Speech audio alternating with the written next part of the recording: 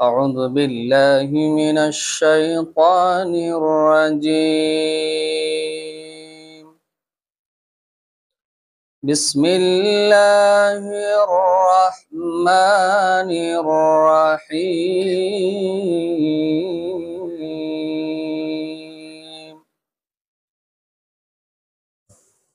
الحمد لله رب العالمين.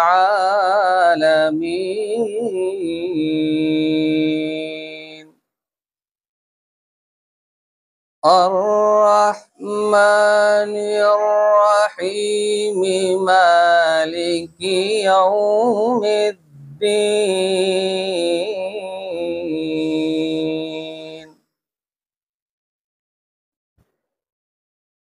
إياك نعبد وإياك نستعين.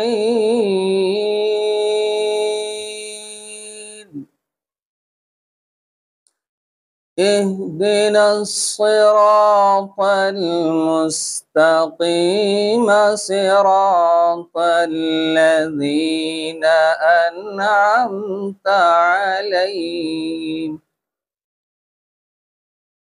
غير المغضوب عليهم ولا الضالين.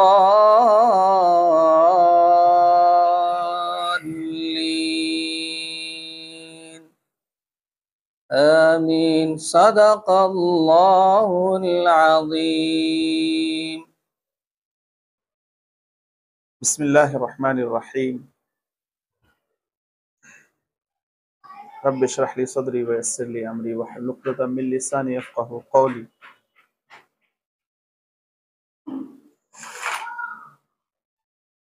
محترم سامعین، السلام علیکم ورحمۃ اللہ وبرکاتہ.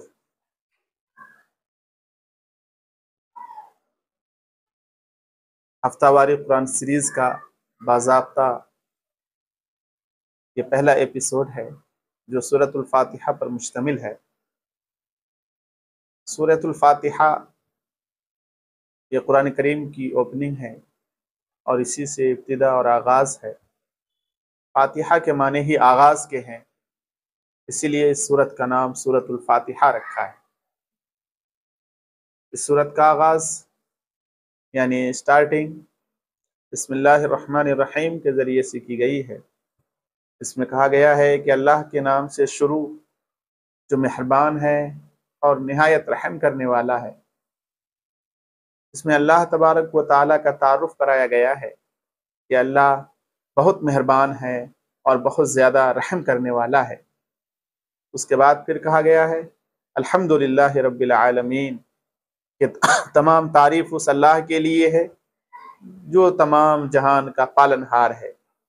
عالمین سے مراد دنیا کا ہر گوشہ اور پوری یونیورس مراد ہے.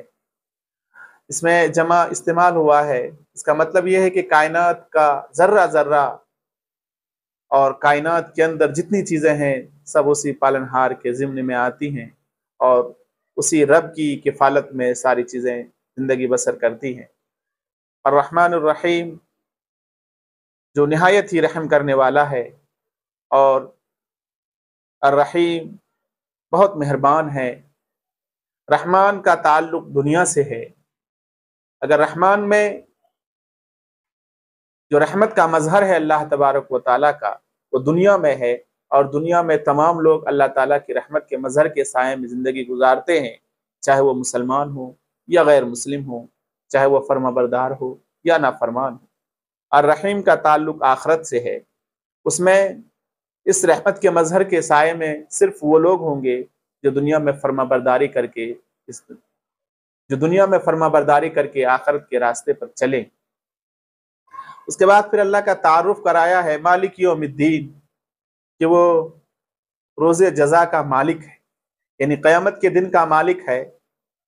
اور جس دن کوئی بھی اپنی ملکیت کا اعلان نہیں کرے گا اس دن اللہ تبارک و تعالیٰ اپنی ملکیت تامہ کا اعلان کرے گا، اپنی پوری ملکیت کا اعلان کرے گا. اس کے بعد پھر اللہ تبارک و تعالیٰ نے اپنے بندے کو اپنے سے رابطہ مضبوط کرنے کے لیے، اپنے سے تعلق کو استوار کرنے کے لیے ایک طریقہ سکھایا ہے کہ جب تم میرے دربار میں آؤ تو کس طریقے سے آنا ہے، مجھ سے قریب ہو تو کس طریقے سے قریب ہونا ہے۔ جس طرح ہم دنیا میں اگر کسی بادشاہ کے پاس یا کسی با اثر لوگوں کے پاس جاتے ہیں تو ہم اس کی تعریف اور توصیف کرتے ہیں، اس کی خوبیوں کو بیان کرتے ہیں، اسی طرح اللہ تعالیٰ نے کہا ہے کہ جب تم ہمارے پاس آؤ تو ہماری خوبیوں کے ذریعے سے ہی ہمارے پاس آؤ۔ ایاک نعبد، کہ ہم اللہ نے بندوں کو سکھایا ہے کہ تم کس طریقے سے میری تعریف کر سکتے ہو، کس طریقے سے میری حمد کو بیان کر سکتے ہو، کہ ایاک نعبد، کہ ہم تیری ہی عبادت کرتے ہیں، وایاک نستعین، اور ہم تجھ سے ہی مدد مانگتے ہیں۔ جب اللہ سے قریب بندہ ہو گیا اللہ تعالیٰ کی حمد کے ذریعے سے، اللہ تعالیٰ کی تعریف کے ذریعے سے، اور اللہ تعالیٰ کی شان میں اچھے الفاظ کے ذریعے سے، تو اللہ تعالیٰ اب اپنے بندے سے قریب ہو گیا ہے، اور بندہ اور اللہ کے درمیان بات چیت چل رہی ہے، خالق و مخلوق کے درمیان یہ کنورسیشن چل رہا ہے۔ گویا کہ اللہ تبارک و تعالیٰ اپنے بندے کو سکھا رہے ہیں کہ اب میرے دربار میں آئے ہو تو دیکھو جو میرے دربار میں سب سے قیمتی چیز ہے اس کو مانگنا۔ اللہ مانگنے کا طریقہ سکھا رہے ہیں کہ اہدنا الصراط المستقیم، کہ اے میرے بندو مجھ سے مانگو۔ دعا کیا مانگنی ہے؟ کہ اہدنا الصراط المستقیم، کہ اللہ تو ہمیں سیدھا راستہ دکھا، سیدھے راستے پر چلا۔ صراط الذین انعمت علیہم، ان لوگوں کے راستے پر جن پر تو نے انعام کیا ہے، غیر المغضوب علیہم ولا الضالین، نہ کہ ان لوگوں کے راستے پر جن پر تیرا غضب نازل ہوا ہے اور جو لوگ گمراہ ہوئے ہیں۔ یہ سورۃ الفاتحہ کا مختصر سا ترجمہ تھا۔ سورۃ الفاتحہ دراصل یہ کتاب قرآن کریم کا دیباچہ کہہ لیجئے، سمری کہہ لیجئے، پریمبل کہہ لیجئے۔ اس قرآن کریم کے تمہید کے طور پر، آغاز کے طور پر، یہ سمرائزیشن کے طور پر اللہ تبارک و تعالیٰ نے یہ سورت دی ہے۔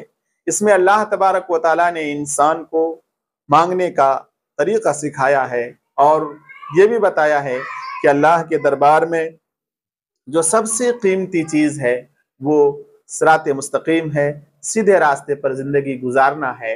اور صراط مستقیم کو کیسے ہم ڈیفائن کریں، کیسے ہم سمجھیں کہ صراط مستقیم کیا ہے؟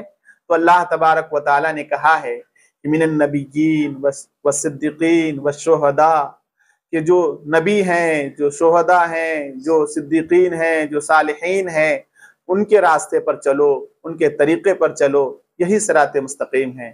نبیوں کا راستہ، شہداء کا راستہ، صدیقین کا راستہ، صلحاء کا راستہ، جو نیک لوگ ہیں ان کے راستے پر چلیں گے تو ہمیں پتہ لگے گا کہ یہ صراط مستقیم ہے۔ یہ اصل میں مخصوص نہیں کیا ہے، بلکہ ایک کریکٹر کو بیان کیا ہے کہ جو عادات و اطوار، جو انسان کے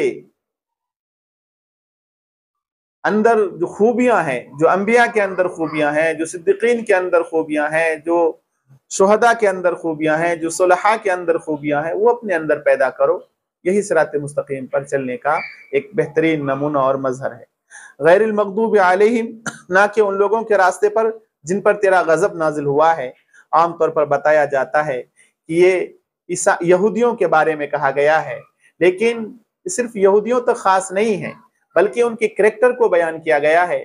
یہودی چونکہ اللہ کا غضب ان پر نازل ہوا تھا، اللہ کے راستے میں وہ لوگوں کو روکتے تھے، اللہ کے راستے سے وہ اللہ کے انبیاء علیہ السلام کو وہ پریشان کرتے تھے، بلکہ یہودیوں کے ذریعے سے ایک کریکٹر کا ذکر کیا ہے کہ وہ افعال، وہ اعمال تمہارے اندر نہیں پائے جانے چاہیے جن سے اللہ ناراض ہوتا ہے۔ اگر تمہارے اندر بھی وہ اعمال ہیں، وہ افعال ہیں، تم بھی اسی روش پر چل رہے ہو، تو گویا کہ تم غیر المغضوب علیہم والے راستے پر ہو، ولا الضالین۔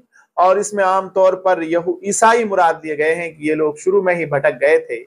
تو یہاں عیسائیت کا ذکر کرنے سے، عیسائیت کا ذکر کر کے صرف عیسائیت کو مخصوص نہیں کیا ہے، بلکہ اس کے کریکٹر کو بیان کیا ہے کہ وہ راستے، وہ اعمال، وہ طور، وہ طریقہ جو گمراہی کی طرف لے جائے، وہ سوچ، وہ فکر، وہ دوستی، وہ تمام تر چیزیں جس کو ہم استعمال کرتے ہیں، اگر وہ گمراہی کی طرف لے جائے، اگر وہ صراط مستقیم کی طرف نہ لے جا کر کسی اور طرف ہماری رہنمائی کرے، تو وہ بھی ولدالین میں ان کا شمار ہوگا۔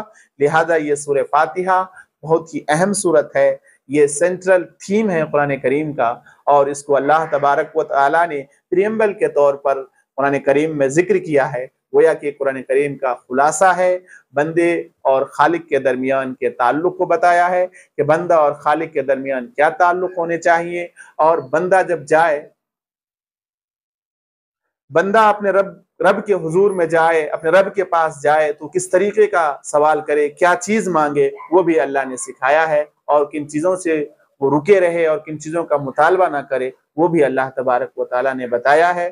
اور اس کے بعد پھر اللہ تعالیٰ نے اس سوال کے جواب میں جو پورا قرآن کریم کو نازل کیا ہے، انشاءاللہ ہم قسطوار ویکلی پروگرام میں انشاءاللہ اس کو ہم سنیں گے۔